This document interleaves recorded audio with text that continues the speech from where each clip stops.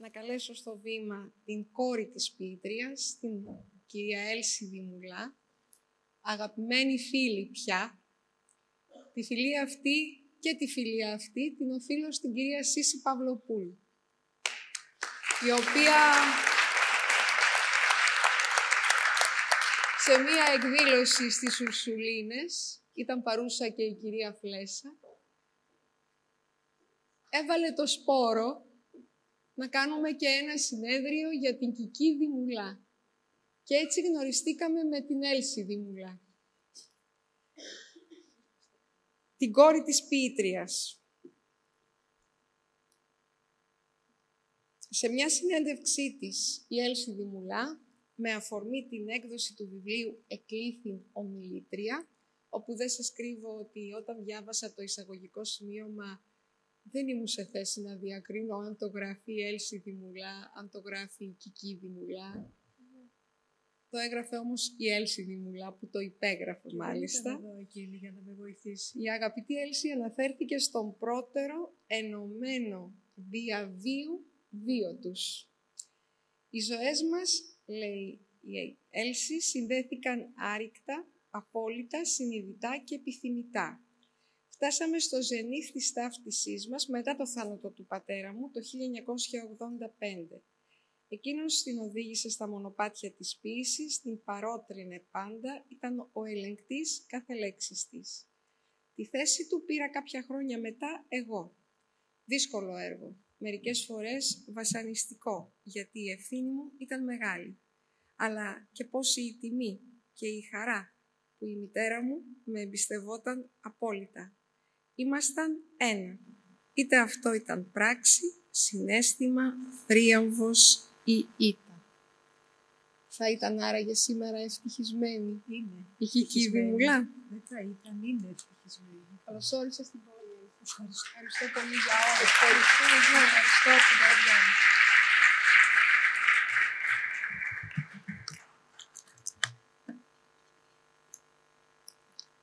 Είμαι συγκινημένη. Θα μου συγχωρήσετε. Παραλήψεις και λαθάκια. Και να πω την αλήθεια, βλέπω ότι εγώ θα μάθω περισσότερα πράγματα από ότι εσείς ξέρετε τόσα πολλά και είσαστε τόσο διαβασμένα παιδιά.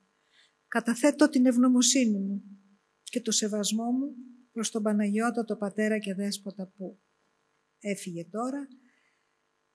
Καλωσορίζω τον εξοχότατο κύριο πρέσβη, τους ευλογημότατους συνέδρους και τους αγαπητούς μαθητές και τους δίνω την αγάπη της μητέρας μου γιατί τα νιάτα τα λάτρευε.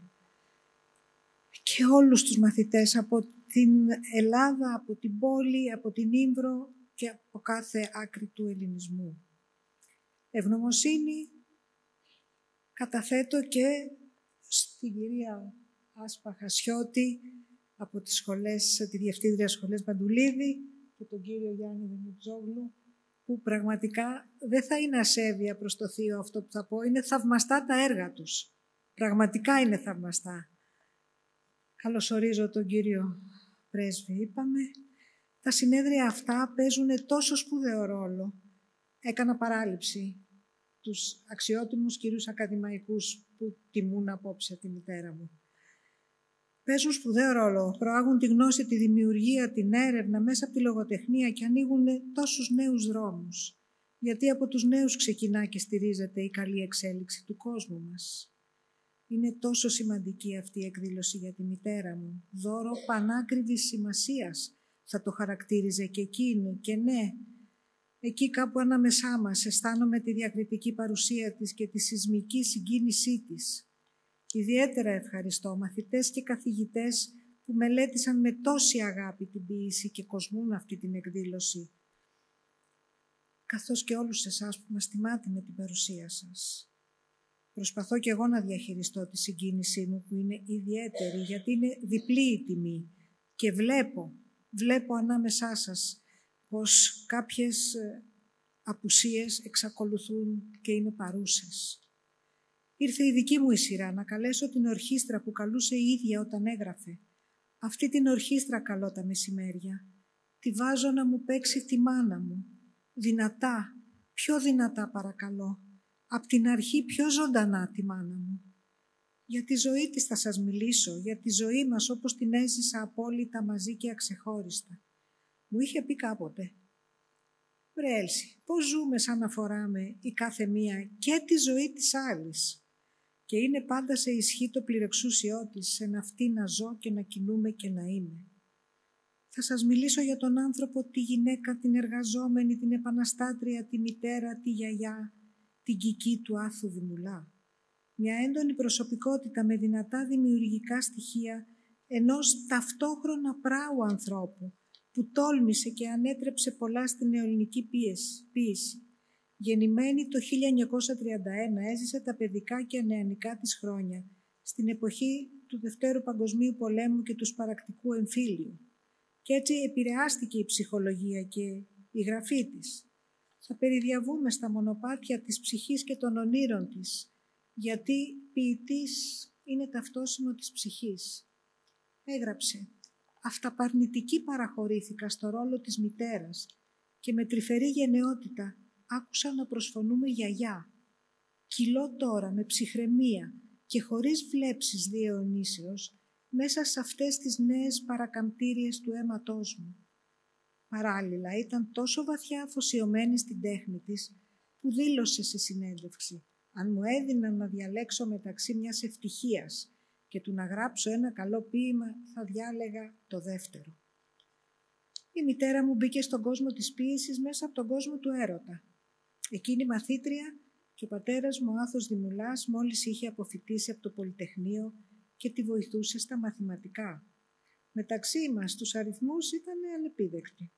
Στην ποίηση όμως την έκανε αριστούχο.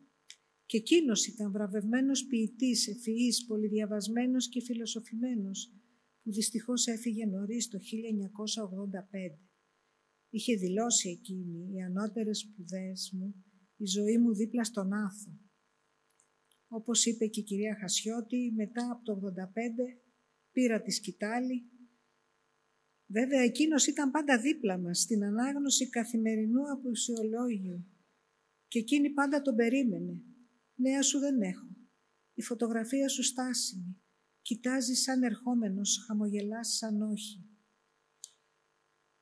Ανασκάψαμε μαζί το βάθος κάθε στίχου, κάθε ήχου, κάθε σκέψης της. Ήταν μια διαδικασία προετοιμασίας κάθε έκδοσης, μυσταγωγική, ξεχωριστό κομμάτι στη ζωή μας. Οτιδήποτε άλλο γύρω μας σε αυτή τη φάση φάνταζε πολύ αχνό. Μια συγκλονιστική εμπειρία της οποίας ο απόϊχος ακόμη λειτουργεί μέσα μου ευεργετικά. Η ποίηση της προσεγγίζει πικρίζοντα θέματα, φόβους αξεπέραστους, μεταφυσικές αγωνίες, αγάπες μεγάλες και λυπημένες. Επινόησα έναν άλλο τόπο και χρόνο, όπου ό,τι αγαπημένο έμοιαζε φευγαλαίο, το φυλάκιζε σε ένα καλά φρουρούμενο ποίημα με διαρκέστερες προδιαγραφές. Η μνήμη, η λύθη, η φθορά, η φωτογραφία και τα όνειρα πιστή ποιητική ακόλουθη. Έτσι άγγιξε τον πυρήνα του ψυχισμού μας, ανατρέποντας και το στερεότυπο του ποιητή που είχε αφιψηλού εποπτεία στα ανθρώπινα. Μετέτρεψε λοιπόν την καθημερινότητα σε τέχνη. Ήταν μια πρωτοπορία για την εποχή και τολμηρό. Με μια ποιητική γλώσσα που ανέτρεψε το εύλογό της, διεύρυνε τις εκφραστικές δυνατότητες. Και η παραίτησή της από τη συντακτική αυστηρότητα προσδίδει αρτιότητα στο νόημα. Κι εγώ ήμουν η τυχερή που πρώτη αγκάλιαζα κάθε νεογέννητο ποίημά της. Και ως ποίημα καταχωρώ και κάθε πεζό της κείμενο, κάθε ομιλία της, όπως υποστηρίζει και στη μελέτη του ο ακαδημαϊκός κύριος Χριστόφορος Χαραλαμπάκης. Η απήχησή της στον κόσμο ήταν, και με συγκίνηση διαπιστώνω πως είναι πολύ μεγάλη, και με συστολή θα παραδεχτώ πως οι εκδηλώσεις στο πρόσωπό της ήταν σχεδόν λατρευτικές. Κέρδισε αυτά τα αισθήματα όχι μόνο λόγω της ποίησης, αλλά λόγω της ακέραιης στάσης της στη ζωή. Δεν μπέρδευε τους ρόλους και ανταποκρινόταν σε όλα και σε όλους στον υπερθετικό βαθμό. Η έννοια της για κάθε αδύναμο πλησίον μερικές φορές έφτανε στα όρια να μου προκαλεί ζήλια. Γράφει ο ακαδημαϊκός κύριος Θεόδωρος Παπαγγελής. Χαμηλή και παράμερη θέλει τη φωνή της η Κικίδη Μουλά. Να μην παίρνει μέρος σε ηχηρά διαβήματα, να μην συγκραυγάζει. Η φωνή της είναι ηχηρή με τον τρόπο της, αλλά είναι ηχηρή μόνο για να πολλαπλασιάσει τη χαμηλοφωνία της και τις εφεκτικότητές της. Στην πιο μεστή της ώρα η ποίησή της αφήνει τον κόσμο και το βίο σε δυναμική εκκρεμότητα. Αφήνει σε εκκρεμότητα τα νοητικά και συναισθηματικά σχήματα με τα οποία νοηματοδοτείται ο βίος και ο κόσμος. Ήσυχος και ο τρόπος που αντιμετώπισε την εκλογή της σε ακαδημαϊκό, διάδοχος στην έδρα του Παλαιμά, του Δροσίνη, του Σκύπη, του Αθάνα, του Παπατσόνη και του Νικηφόρου Βρετάκου, και όμως η στάση της ταπεινά περήφανη. Και παρά το ότι ο λόγος της κατά την υποδοχή της στην Ακαδημία, ο φιλοπαίγμων μύθος, θεωρήθηκε από τους ειδικούς μνημείο γλωσσολογίας, ουδέποτε την έθελξε η επιδεικτική λογιοσύνη και ποτέ δεν απίστησε στο μικρό κόσμο της καθημερινότητας. Πίστεψε σε αυτόν ανακαλύπτοντας αντεστραμμένους ουρανούς και ακούγοντας και λαϊδισμούς στην έρημο της πόλης.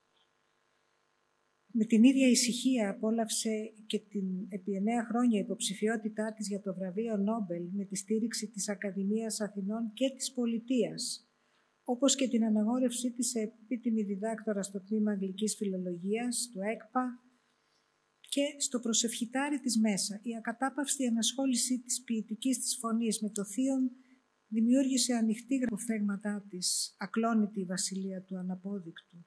Και όσο κι αν σε ταρακουνώ, δεν ξεριζώνεσαι με τίποτα, Θεέ μου, από το χωματένιο είναι μας. Στη συνέντευξή της καταθέτει: «Γράφω γιατί αυτό είναι το μόνο υψωματάκι που μου παραχωρήθηκε, όπου κυματίζουν θαρετά, πλησίστια οι ρίζες της γλώσσας από την οποία κατάγομαι. Της μιλώ όταν εκείνη πνέει, όταν βγαίνει από την εσωστρέφειά της και τη δυστροπία της. Τότε με αφήνει να παίζω μαζί της, να πειράζω τα σύμφωνα και να γελάνε τα φωνήανα. Να ξεφυλίζω την πολύτομη αδίδακτη χρήση της, να ανοίγω τα σεντούκια της γεμάτα με τους ανθυρούς αιώνες της ηλικίας της. Με αυτή τη γλώσσα υφαίνει έντεχνα το φαντασιακό στοιχείο που συνδράμει στη διαλεύκανση των πολλαπλών ανελαίητων γρίφων του βίου. Αυτό που της έδινε ιδιαίτερη δύναμη και χαρά ήταν η μεγάλη αγάπη των νέων. Με πάθος τους καθοδηγούσε στα μονοπάτια της λογοτεχνίας. Ποτέ δεν αρνήθηκε να πάει στα σχολεία που την καλούσαν να μιλήσει στα παιδιά. Πίστευε στη δυναμική τους και είχε ιδιαίτερο τρόπο επικοινωνίας μαζί τους. Ταυτιζόταν, γι' αυτό και τα λόγια της τους άγγιζαν τόσο. Άλλωστε δεν γέρασε ποτέ ούτε η σκέψη ούτε η ματιά της. Πολλοί μαθητές, πιστεύω, γοητεύτηκαν από τον ανατρεπτικό για την παραδοσιακή γραμματική ορισμό του έρωτα, ο πληθυντικός αριθμός. Ο έρωτας όνομα ουσιαστικό, πολύ ουσιαστικό, ενικού αριθμού, γένους, ούτε θηλυκού ούτε αρσενικού, γένους ανυπεράσπιστου, πληθυντικός αριθμός ή ανυπεράσπιστοι έρωτες. Τι θα σας έλεγε, παιδιά, τώρα, αν ήταν εδώ η μητέρα μου? Θα σας καθοδηγούσε προς τη γνώση, το ύψιστο εφόδιο που λάτρεψε μαζί με την ελληνική γλώσσα. Να αγωνίζεστε για τα όνειρά σας, να ονειρεύεστε πάντα. Να διαβάζετε πολλά βιβλία, ώστε να μην πείτε ποτέ αυτό που εγώ είπα κάποτε. Δαπανώ πολλή ώρα κοιτάζοντας τα αδιάβαστα βιβλία που συσσωρεύονται και που τόσο αγαπώ, τα οποία διαβάζουν τώρα απνευστοί οι τύψεις μου. Διάβαζε πολύ, αλλά όπως ξέρουμε στον κόσμο της ανάγνωσης πάντα υπάρχουν υπόλοιπα. Και μην ξεχνάτε, τα όνειρα και η φαντασία δεν έχουν δεσμεύσεις. Δεν υπάρχουν όρια. Να έχετε την ελευθερία της έκφρασης και την τόλμη της δημοσιοποίησης. Αγγίξτε το μολύβι σας και μετατρέψτε σε στίχους ό,τι ανεβάζει τους παλμούς σας. Ένας έρωτας, μια αγωνία, ένα βλέμμα, ένα κύμα, ένα θρώισμα, το όνειρο. Το ίδιο το όνειρο είναι ποίηση. Υπερασπιστείτε τα όνειρα στη ζωή και στην τέχνη. Με μια λέξη αισθανθείτε. Τολμήστε να μπερδέψετε το φανταστικό με το πραγματικό και καταργήστε το χρόνο. Υπακούστε στη φαντασίωση. Βοηθήστε μελλοντικά να γίνει ποιητικότερος ο κόσμος. Σε πεζό της κείμενο έγραψε «Πρωτοπαρουσιάστηκα μια μέρα στα όνειρα με ένα θράσος, μα με ένα θράσος. Άμα μεγαλώσω θα είμαι, θα κάνω, θα πάρω, θα πάω, θα φτάσω, θα γίνω. Έτσι κι εσείς, με το ίδιο θράσος». Δεν χαρακτηρίστηκε τυχαία φανατική της ύπαρξης. Διψούσε για τη ζωή αυτή, όχι μόνο για τις χιλιάδες ωραιότητες, μα και για τις πολύτιμες ασχήμιες αυτού του κόσμου. Θεοποιημένη και η έμπνευση όπως και ο έρωτας, όπως και τα όνειρα. Να και ένας ορισμός. Έφνης, εκεί που οδηγώ τα πράγματα σωστά, χάνω τελείως τον έλεγχο του ποίηματος. Σαν να γεμίζει λασπόνερα το τζάμι και να μην βλέπω που πηγαίνω. Και συλλαμβάνω πως βρίσκομαι με τους δύο τροχούς να αιωρούνται πάνω από γκρεμό και τους άλλους δύο σε ένα πόντο στέρεου εδάφους. Η προσήλωσή μου σε αυτή την αιώρηση είναι ενδεχομένως αυτή που θα μου στείλει τη βοήθεια της έμπνευσης. Την έμπνευση περίμενε τις στιγμές που έμοιαζε απούσα. Θα σας πω μια μικρή αληθινή ιστορία. Μια πρωτοχρονιά, μέρα της γιορτής της, πήγε στην κουζίνα να φέρει το φαγητό στο τραπέζι. Αργούσε αδικαιολόγητα. Πάω να δω τι συμβαίνει και τη βλέπω καθισμένη στο σκαμνάκι μπροστά στο φούρνο το σβηστό, με ύφος απόκοσμο, κάτι να γράφει σε μια χαρτοπετσέτα. Κατάλαβα. Πήρα το φαγητό, μάλλον δεν με πήρε είδηση και φάγαμε χωρίς εκείνη. Έτσι λοιπόν, την πρωτοχρονιά του 1998 και όχι Πάσχα, όπου παραπέμπει, γεννήθηκε το ποίημα που βρίσκεται στη συλλογή ενός λεπτού μαζί. Πέλαζε το κατσίκι επίμονα βραχνά. Ο φούρνος σου δεν γκέει. Κάνε κάτι, αλλιώς θα μείνει νηστική χρονιάρα μέρα η ομότητά σας. Αισθανόταν πάντα μέσα της το παγωμένο μέτωπο του πατέρα μου κι ας είχε φύγει χρόνια. Έγραψε για εκείνον, ο Άθος Δημουλάς περπατάει σε όλες τις σελίδες του βίου μου και των ποιημάτων μου, ακόμη και σε εκείνα τα ποίηματα που με προσωπείο κυκλοφορούν. Εκείνος με ανέσυρε από τα στιχάκια και με έσπρωξε ως εδώ που βρίσκομαι. Χωρίς εκείνον θα είχα ίσως αρκεστεί σε μια ρεμβαστική τεμπελιά. Έφυγε πριν από 5 χρόνια δικαιωμένη και ευγνώμων γι' αυτό. Οι βραβεύσεις της από τους προέδρους της Δημοκρατίας, η εκλογή της σε ακαδημαϊκό, η επιτιμοποίησή της στο Πανεπιστήμιο, στο ΕΚΠΑ και στο Αριστοτέλειο, το μεγάλο ευρωπαϊκό γραφείο και το βραβείο και τόσα άλλα τη γέμισαν χαρά, υπερηφάνεια και δύναμη. Δήλωσε, με τα βραβεία χορηγείται μια καθιστιχαστική βεβαίωση ότι εξετάστηκαν τα αποτυπώματα και έδειξαν πως αυτό που έστελνα και ξαναέστελνα καθ' όλη τη διάρκεια μου μάλλον ελήφθη. Τα 2 τελευταία χρόνια της ζωής της ήταν δύσκολα. Οι τελευταίοι μήνες αλίπητοι, σαν ένα άγριο διαχωριστικό της ζωής από τη ζωή. Φοβόταν και εξόρκιζε το θάνατο υμνώντας τον με στίχους και μαζί αποθέωνε τη ζωή. Κανένα τέλος δεν έρχεται με άδεια χέρια. Στο ένιγμα του θανάτου πάω ψυχωμένη. Ίσως αυτό να ήταν το μόνο ψέμα που είπε. Η αλήθεια της είναι η φράση «Θα ήθελα να είμαι συνομήλικη με το αιώνιο, να του σπάσω τα νεύρα του προσωρινού». Την αναζητούν τα ποίηματα που δεν πρόλαβε να γράψει, την αναζητώ κι εγώ. Της απευθύνομαι συχνά και με ενοχλεί η ισχυρογνώμος σιωπή της. Τη ζητώ να μην αφήσει να ξεθοριάσουν ποτέ οι εικόνες της που σαν σε θησαυροπυλάκιο κλείδωσαν μέσα μου. Διαβάζω τα ποίηματά της που η απουσία της εμπλουτίζει με περισσότερα νοήματα και χαϊδεύω δεκάδες χαρτάκια και κουτιά από τσιγάρα, όπου σημείωνε 2 λέξεις που ξαφνικά ερχόντουσαν στο νου και προανήγγειλαν στίχο. Βοσχοβολούσαν έμπνευση, έλεγε. Μου λείπει το διαισθητικό πλησίασμα της στην ενατάνιση της βιωτικής περιπέτειας, με τον инстικτώδη τρόπο και την ανθρώπινη αμεσότητά της. Αισθάνομαι ευνοημένη και ευγνώμων για κάθε στιγμή που έζησα μαζί της. Δεν θα μιλήσω για τα χρόνια που πέρασαν από το θάνατό της, αλλά για το πόσο κατακλυσμιαία ζει μέσα στην αίσθηση αυτών, κάτι που ο θάνατος ως μόνο αντίπαλό του αναγνωρίζει. Σας ευχαριστώ πολύ και μεταφέρω με απόλυτη βεβαιότητα και τις δικές της ευχαριστίες με τα δικά της λόγια. Σας οφείλω πολλά και όσο κι αν η κόρη μου εκφράζει με εφραδή θερμότητα τις ευχαριστίες μου, Το ότι δεν παρίσταμαι η ίδια μου αφαιρεί τη δυνατότητα εξόφλησης αυτής της οφειλής, καθώς και την εκλεκτή γεύση και το άρωμα που αναδίδει η αμεσότητα. Υποκλίνομαι με σεβασμό και τη ρωτώ ελπίζοντας, τάχα θα ξανασυναντηθούμε κάποτε. Σας ευχαριστώ πάρα πολύ.